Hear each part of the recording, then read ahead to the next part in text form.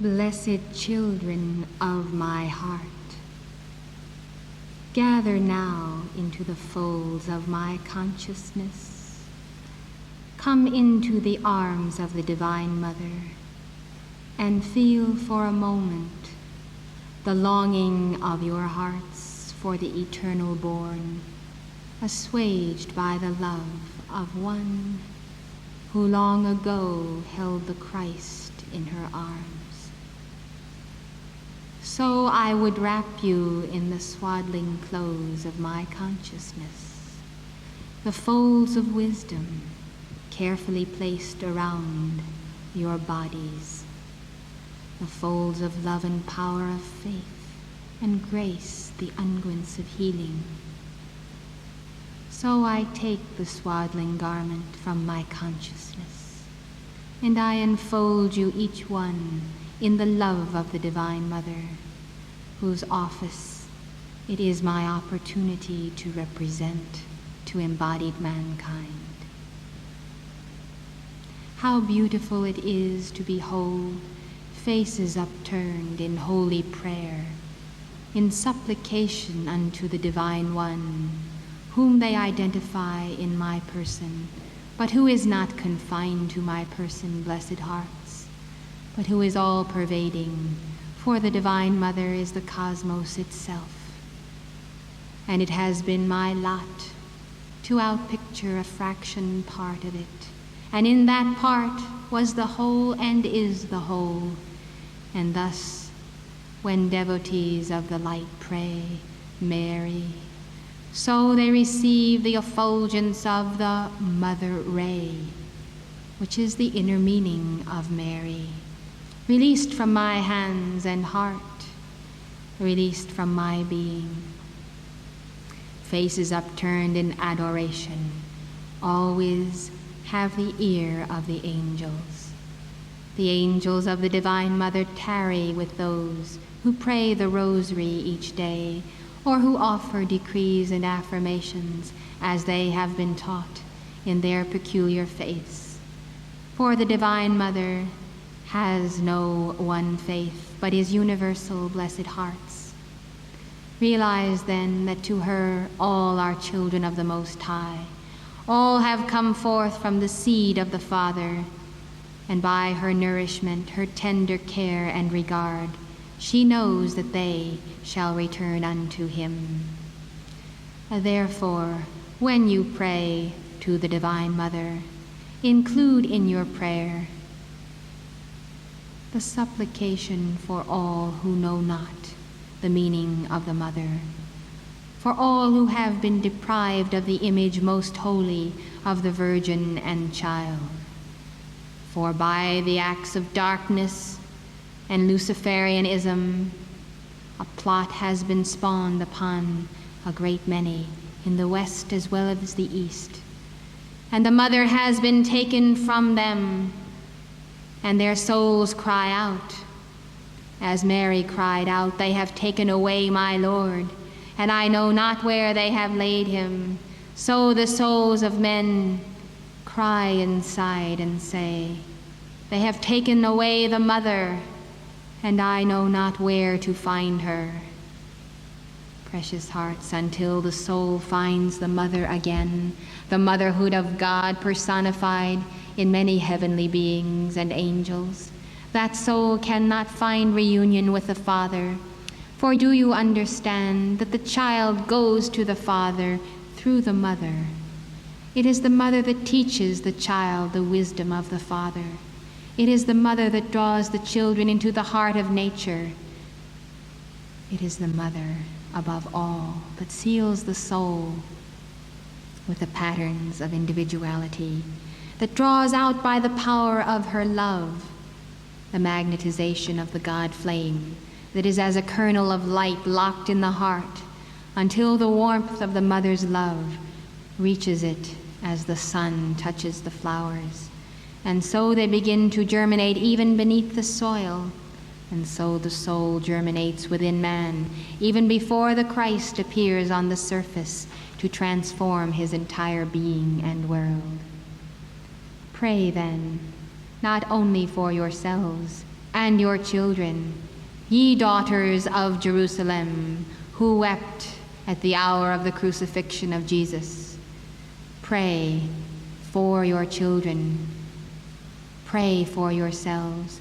Pray for all humanity. Pray that they might also know the Divine Mother. How will they come to know that Mother? There is one very important way in which you can assist, and I have come to tell it to you this day.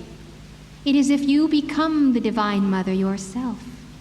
If you receive into your arms those who need succor and healing, and comfort and compassion, you who are strong men and wise, you too must become the Mother.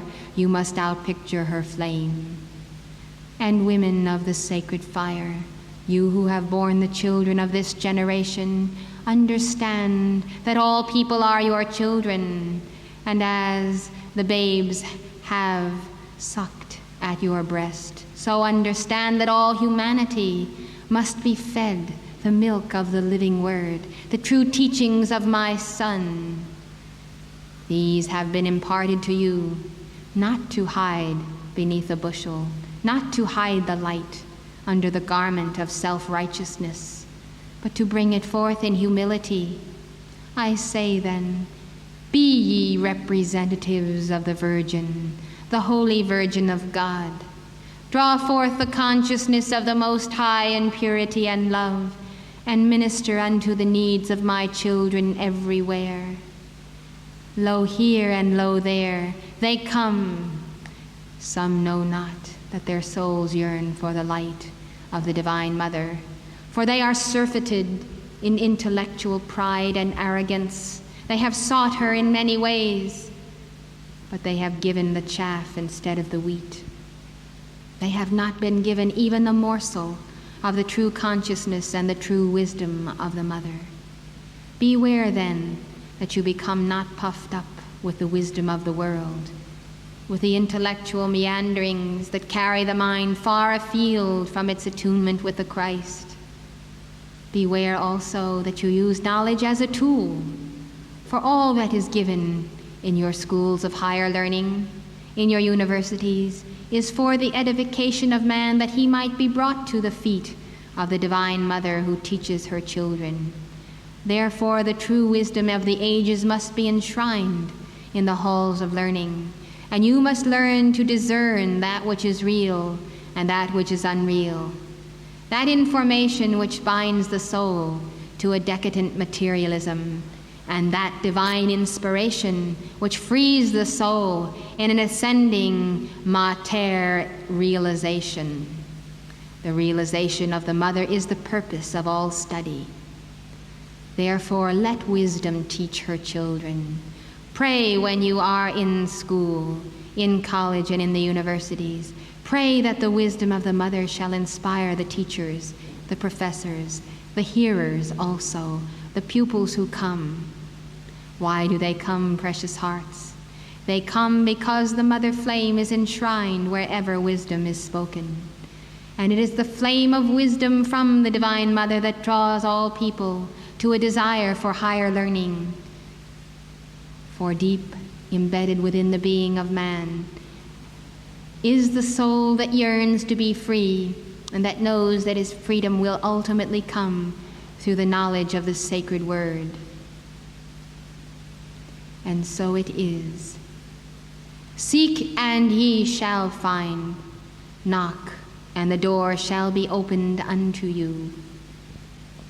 It is ever thus that the call compels the answer. Would you have love? Then invoke love. Would you become love? Then invoke love. Would you give love to all the nations? Then I say, invoke love. How can you give that which you do not have, that which you do not know or understand, except it be given to you of God? It is not everlasting, or real, or healing, or filled with power. If you would be wisdom, invoke it. If you would have it and become it, invoke it, precious hearts. Invoke, invoke, invoke. For the representatives of the Almighty One surround you, and yet they will not touch one hair of your head unless you bid them entree into your world. For this is the law of the planes of consciousness. Do not forget that God gave man the opportunity to take dominion in the footstool kingdom, and he gave to him free will that he might prove himself worthy to become a co-creator with the Infinite One. Therefore, man must make the fiat, "Thy will be done, thy will be done, thy will be done in us daily." With this fiat, man gives the authority back to God, who then enters into his world, into his kingdom, to work the works of the fires of the will of God. This call must be made hourly, momentarily, daily, not just once, but perpetually. Must you recite the mantra, "Not my will, not my will, not my will, but thine be done." This is the key to the cornucopia of heaven, to the abundance of blessings which shower upon you each time you give that immortal fiat of the Son of Man. Precious ones, if the kingdom of heaven is to become a reality upon earth, and if this generation is to be spared, the cycles of the return of karma which have been prophesied as cataclysm, as the mountains and the rocks falling upon man, as the weeping and gnashing of teeth, as the travail of the divine woman. If this generation is to be spared, then I say, a more than ordinary dedication shall be required of the devotees of the sacred fire for and on behalf of their misguided brethren. For heaven requires that a remnant of the people shall show forth their devotion. And as the Lord agreed that he would spare the city of Sodom, if one righteous man could be found, so he agrees in this hour of impending doom, that if but a handful of righteous men and women are found, totally dedicated and consecrated, so the impending karma can be stayed. The hand of man's own self-destruction will be bound. But do you know what the Lord requires of thee?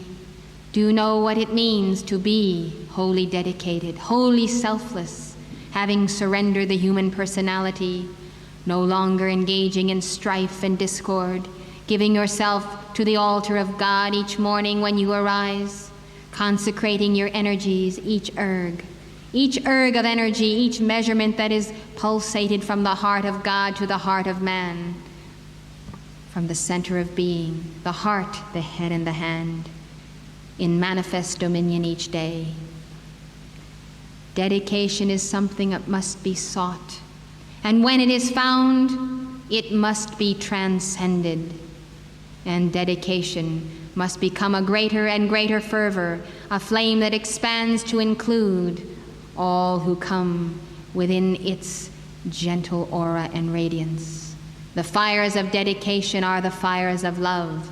These are the fires that draw all men into the worship of the one God and cut them free from their idolatry, their self-loves, their rebellion against the law of the Father. I say to you then, if you consider yourself dedicated, then say, I must become dedicated tenfold more. I must multiply my dedication. You must never be satisfied with dedication.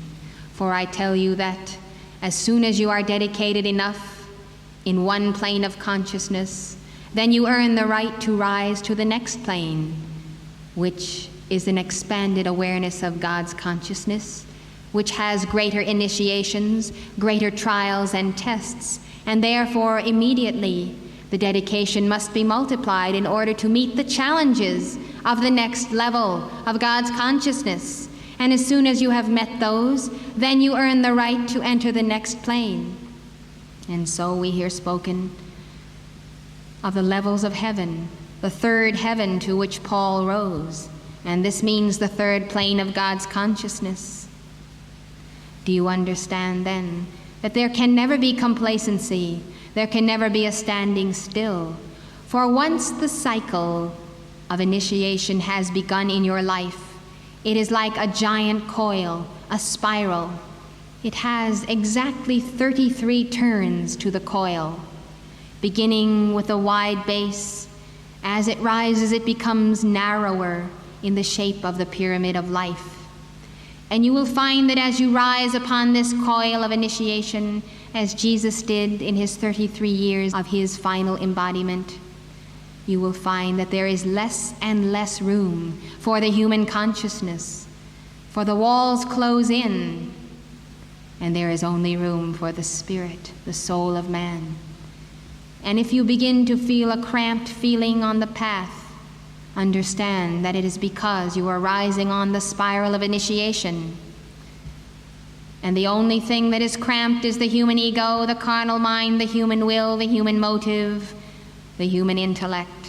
These then must be surrendered if the soul would go on and rise a step higher. And so I say to you, men and women of the 20th century, this is the hour when the fate of the planet shall be determined.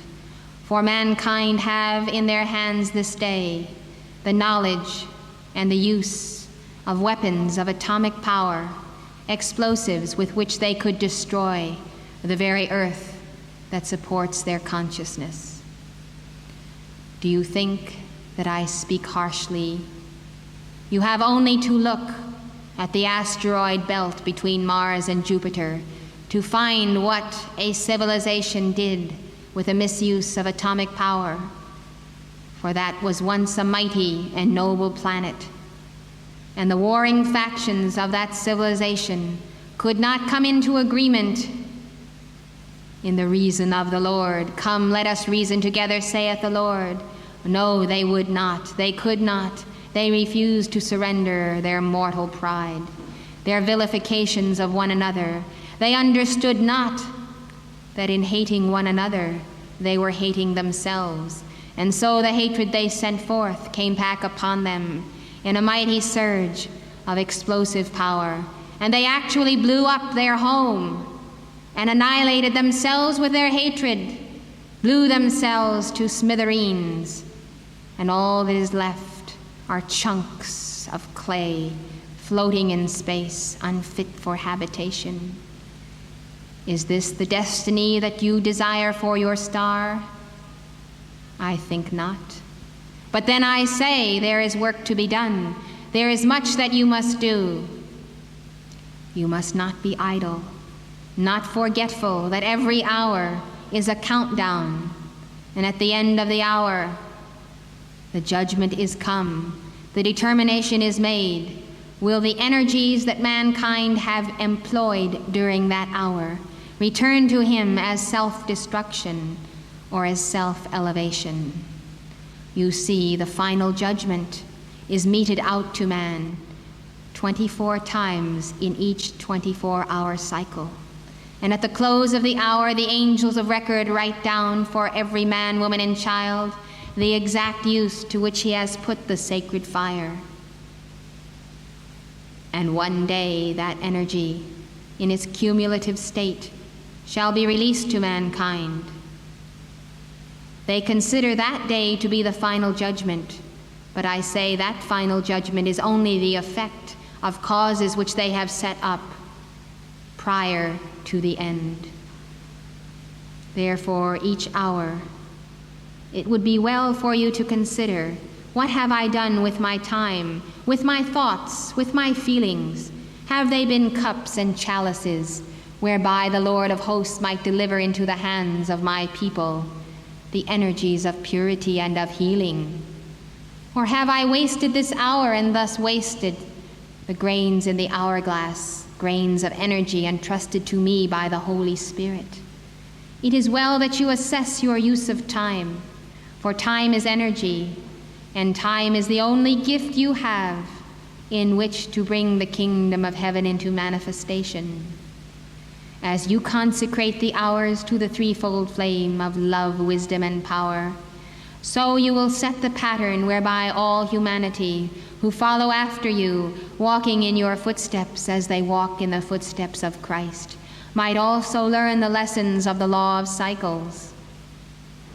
Do you understand, precious hearts, that to you is given a tremendous opportunity, an opportunity that can save the planet from self-destruction, that can usher in a golden age of enlightenment, a 2,000-year reign of the Christ, in which all mankind shall have the opportunity to practice the laws of sacred alchemy as Jesus taught them. This is the hour, precious hearts, and so, as the manifestation of the Mother Ray, I, Mary, have come to you this hour to break bread with you, to commune with you with the Holy Spirit, to draw you into my heart. And do you know, as I have held you in my embrace during these precious moments together, I have renewed the anchoring within my heart flame of the electronic presence of your own divinity. And I shall carry that with me as a precious souvenir, as a precious token of this time we have spent together, commemorating that moment in cosmic history when the mother flame returned to the continent of Africa. And because you have been drawn here by the love of your hearts, so I shall give to you, precious hearts, that special dispensation that you might always be with me through the pattern and the blueprint of your divinity, which I shall henceforth carry within my heart. Will you recognize then the mantra, we are one, we are one, we are one, we are one, we are one, we are one, we are one, we are one.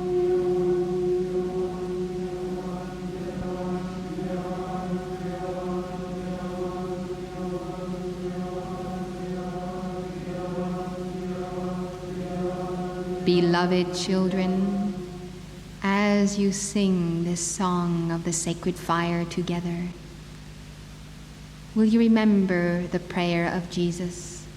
Father, make them one, even as we are one. In your hearts and in your consciousness, in your thoughts of one another, will you embrace each other each day, as you would the Christ that is cradled and aborning within your heart? For only by this great love for your brother, for your sister, will you come to know the oneness which we share, the oneness of the Mother and of the Christ, the oneness of the Father. If you will weld yourselves together as a mighty body of God upon earth, inseparable in service, in thought, in prayer, in dedication, you will see a mighty work done upon this continent that has never before been accomplished since the last golden ages of the blue and the violet race.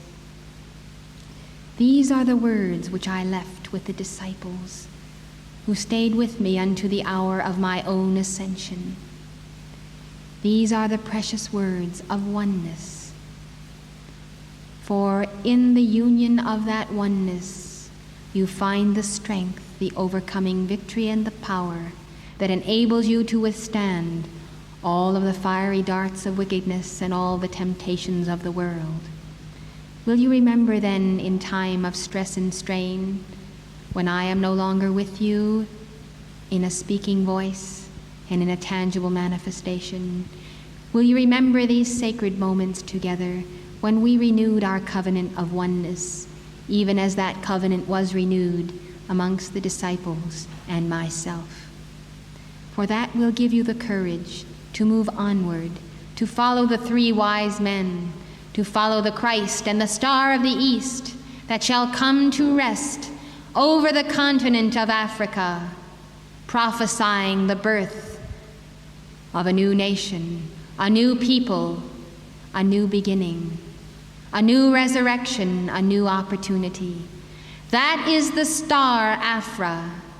That is the star born from Alpha and Omega. That is the star whose energies shall flow in a mighty release to inspire the hearts of all souls evolving here until they too, walking in his footsteps, mount Bethany's hill and rise into the ascension in the air, the return to the very heart of God, their divine destiny fulfilled. So be it. By the power of the Divine Mother I have spoken, and I am with you always, even unto the end of the age.